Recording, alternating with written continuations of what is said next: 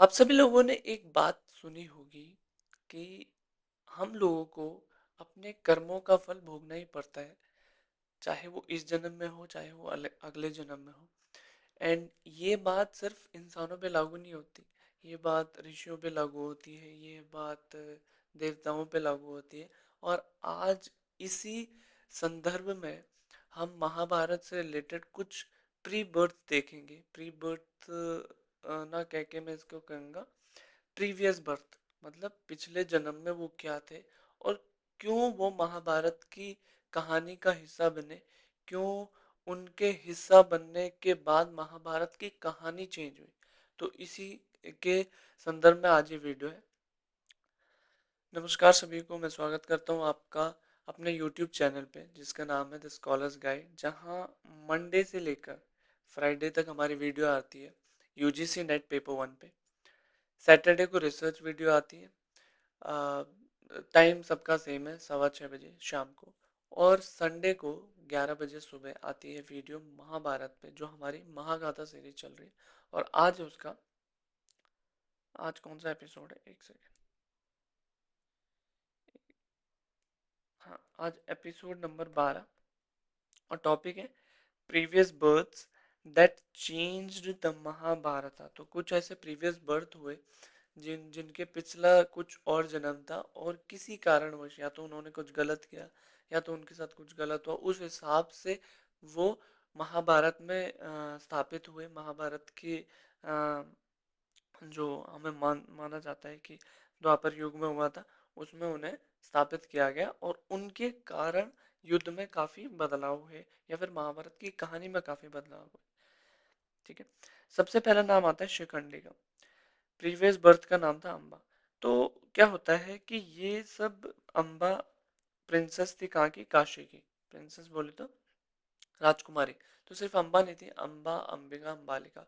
तो उस टाइम पे स्वयंवर होते थे। तो स्वयंवर में तो भीष्म पितामह भी गए। अब भीष्म पितामह आप कहोगे, उन्होंने तो सेलिबेसी का ओथ ली थी। तो वो अपने लिए नहीं गए थे, वो विचित्र वीरा गए थे। चित्रांगदा तो पहले उनकी डेथ हो गई थी, पर विचित्र वीरा के लिए गए थे वो, क्योंकि विचित्र वीरा बहुत बीमार रहते थे। तो उनकी ये कैपेबिलिटी नहीं थी कि वो जाए स्वयंवर में और जीत के आए। तो इसीलिए भीष्म गए थे। और अब भीष्म वहां गए तो ऐसा हो सकता है कि वहां कोई और जीते। तो उन्होंने अम्बा, अंबिका, अंबालिका अपने शौर्य से उन्होंने वहां पर किसी भी सभी राजा को ये चुनौती दी कि मुझको हराओ। मतलब जो भी प्रतियोगिता वहां पर हुई उसमें वो जीते, और अम्बा, अंबिका, अंबालिका वो उनको उनके साथ आना पड़ा इन द सेंस स्वयंवर में ऐसे ही होता था। पर अम्बा जो थी, उनका एक प्रेमी थे, साल्वा, जो राजा साल्वा थे, जो वो भी उस स्वयंवर में आए थे। तो अम्बा ने कहा भीष्म से कि मैं इनसे प्रेम करती हूँ और मैं आपके साथ नहीं जाना चाहती। तो भीष्म ने कहा ठीक है, आप नहीं जाना चाहते, ये आपकी मर्जी, आप जा सकती हैं। तो अम्बा वापसी गई। तो पर साल्वा जो किंग थे उन्होंने मना कर दिया, क्योंकि उनकी पराजित हो गई थी, वो हार गए थे भीष्म से। किसको? अम्बा को। तो वहां पर अम्बा को ऐसा फील होता है कि अब मैं मुझे ना यहाँ से भी रिजेक्शन हो गया। फिर वो भीष्म के पास जाती है, कहती है कि तुमने मुझे जीता है, तुम ही मुझसे शादी करोगे। तो वो तो मना कर देते कि मैंने तो आजीवन ब्रह्मचर्य का पालन करने का ये प्रण लिया है। और वो प्रण किस लिए लिया, अगर आप वो समझना चाहते हैं तो आपको पहली या दूसरी प्रीवियस वीडियो देखनी पड़ेगी, थर्ड या फोर्थ वीडियो उसमें बताया मैंने। तो उसके बाद अम्बा अम्बा वहां से भी छोड़ के चले जाती है, और उनको इतना क्रोध आता है कि सी became the victim of circumstances, मतलब सर्कमस्टांसेस की विक्टिम बन जाती है वो। और फिर वो क्या करती है, वो ऑस्चरीज करती है, वो तपस्या करती है शिव की। और वो ऐसा बोन मांगती है कि अगले जन्म में मुझे भीष्म की मृत्यु का कारण बनाना। Amba felt Bhishma was responsible for her suffering. She performed severe tapasya according to Mahabharata. Shiva granted her a boon. You shall become the cause of Bhishma death.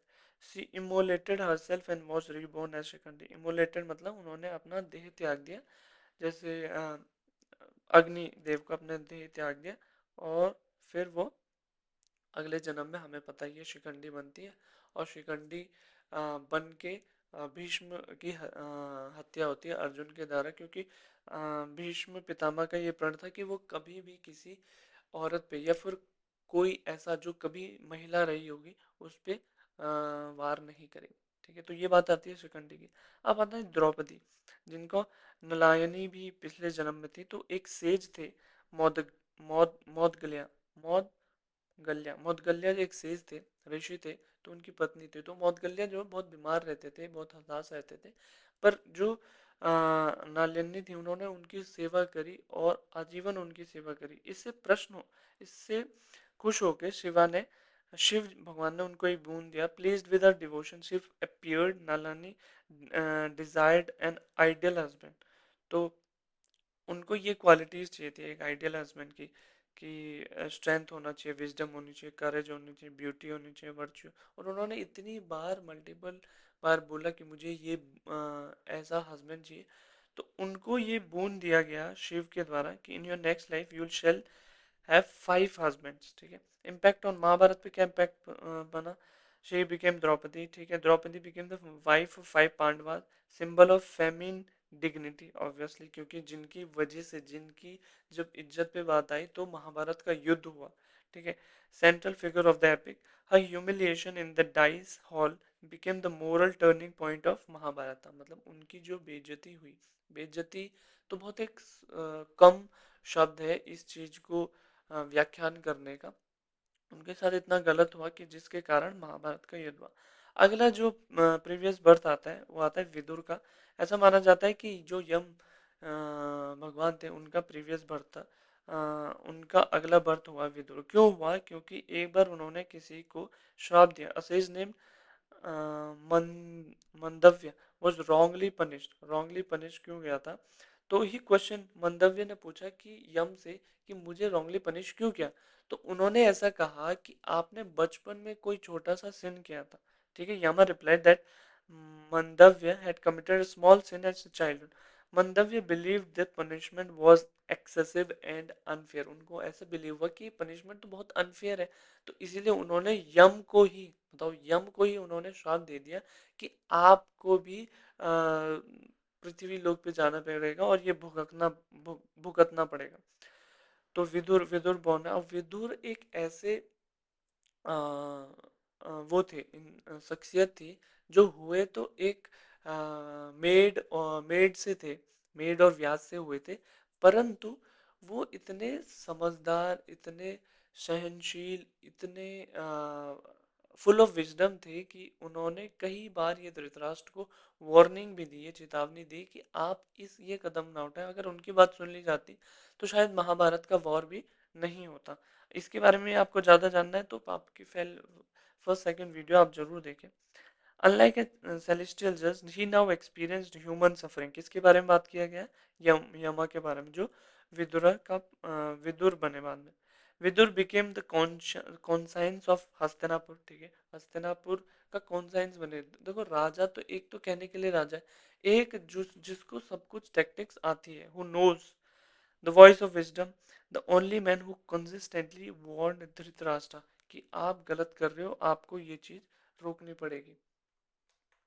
ठीक है, आगे आता है मेरा सबसे फेवरेट कैरेक्टर महाभारत का, जो कि भीष्म थे। अब भीष्म के साथ ऐसा होता है ना कि मैंने क्या कहा कि पुनर्जन्म, अगर आप कुछ गलत करो तो नॉट, चाहे आप इंसान हो, चाहे आप कोई ऋषि मुनि हो, चाहे आप कोई भगवान हो, आपको उसका भुगतान करना पड़ेगा। तो जो भीष्म थे वो 8 वासु थे। वासु क्या होते हैं?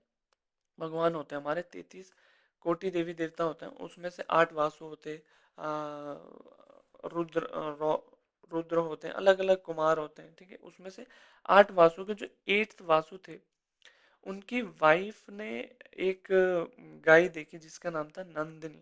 तो उनको वो पसंद आ गई, क्योंकि नंदिनी एक ऐसी गाय नहीं थी कि जो सिर्फ दूध देती थी। नंदिनी एक ऐसी गाय थी जो आपकी हर इच्छा को पूरी कर सकती थी। और वो गाय किसकी थी? वशिष्ठ, ऋषि वशिष्ठ। और ऋषि वशिष्ठ कौन से थे? सप्त ऋषियों में से एक ऋषि ऋषि हुए ऋषि वशिष्ठ, उनकी गाय थी नंदिनी। तो इन्होंने क्या किया, अपने 8 भाइयों के साथ उसको चुराया अपनी वाइफ के लिए, ठीक है। अब 7 भाइयों का उतना दोष नहीं था, क्योंकि आ, इनके आग्रह पे वो आए थे। तो उनको ऐसा कहा गया कि आपके बर्थ होते ही आपकी डेथ हो जाएगी, आपको ज्यादा सफरिंग नहीं करनी पड़ेगी। पर भीष्म को ये कहा गया, मतलब 8th वासु को ये कहा गया, आपको पूरा जीवन अपना पृथ्वी लोक पे बताना पड़ेगा। और कितने कष्ट भीष्म ने सहे, ये हम किसी से छुपा नहीं, ठीक है। तो उस टाइम जैसे हम कहते हैं ना कि गंगा से जब शांतनु का विवाह हुआ, तो माँ गंगा ने क्या किया, अपने 7 किड्स, जो 7 बच्चे थे, उनको नदी में बहा दिया। क्योंकि अब वो तो नदी में बहा रही, क्योंकि उनके वो 7 वासु थे, उनके ये नियति में था कि उनका जन्म होते ही उनको मुक्ति मिल जाएगी। पर जो 8वें वासु के टाइम पे जब शांतनु ने माँ गंगा को रोका, तो एक तो गंगा माँ शांतनु को छोड़ के चले गए, क्योंकि उन्होंने कहा था कि आप मैं आपसे शादी तभी करूंगी कि आप मुझे किसी काम के लिए रोकेंगे नहीं। तो उन्होंने रोका कि मेरा 8वां बच्चा आप मत बहाओ पानी में। तो गंगा छोड़ के चलेगी शांतनु को, और वहां से फिर भीष्म को अपनी पूरी लाइफ अर्थ पे बितानी पड़ी। तो ये थे हमारे कुछ पिछले जन्म। अगर आप, मैंने इसको ज़्यादा ब्रीफ में नहीं बताया, अगर आप इसको ब्रीफ में जानना है तो प्रीवियस वीडियोस मैंने सेपरेट वीडियोस इनमें बनाई है, आप देख सकते हैं।